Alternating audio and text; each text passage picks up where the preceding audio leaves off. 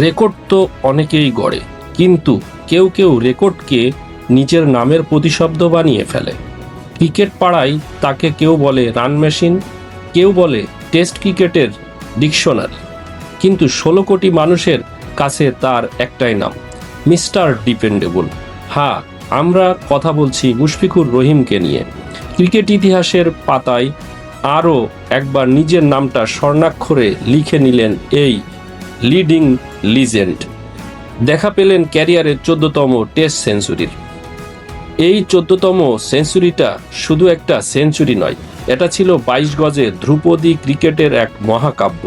যখন দলের বাকি ব্যাটসম্যানরা আসা যাওয়ার মিছিলে ব্যস্ত, যখন প্রতিপক্ষের বোলাররা আগুন ঝরাচ্ছে, ঠিক তখনই ঢাল হয়ে দাঁড়িয়ে গেলেন মুশফিক। নিখুঁত ডিফেন্স, দারুণ সব ড্রাইভ আর ঠান্ডা মাথার কয়েকটি শটে প্রতিপক্ষকে বুঝিয়ে দিলেন কেন তাকে বাংলাদেশের টেস্ট ক্রিকেটের প্রাণভোমরা বলা হয়। এই সেঞ্চুরি দিয়ে তিনি প্রমাণ করলেন ফর্ম সাময়িক হতে পারে, কিন্তু ক্লাস চিরস্থায়ী। চলুন একটি অতীতে ফিরে যাওয়া যাক।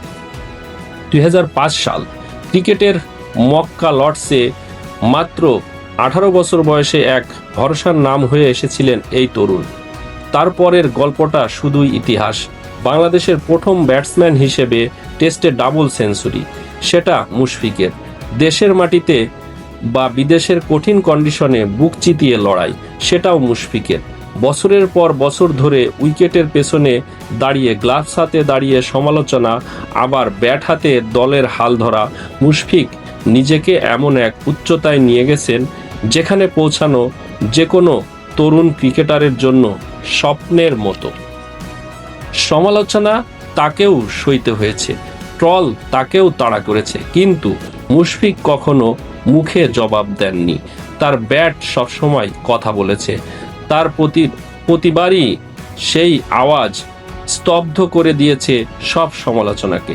14টি টেস্ট সেঞ্চুরি, হাজার হাজার রান আর অন্তহীন নিবেদন।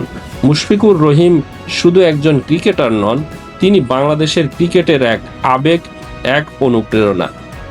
মিস্টার ডিপেন্ডেবল, আপনার এই 14তম সেঞ্চুরিকে কুর্নিশ।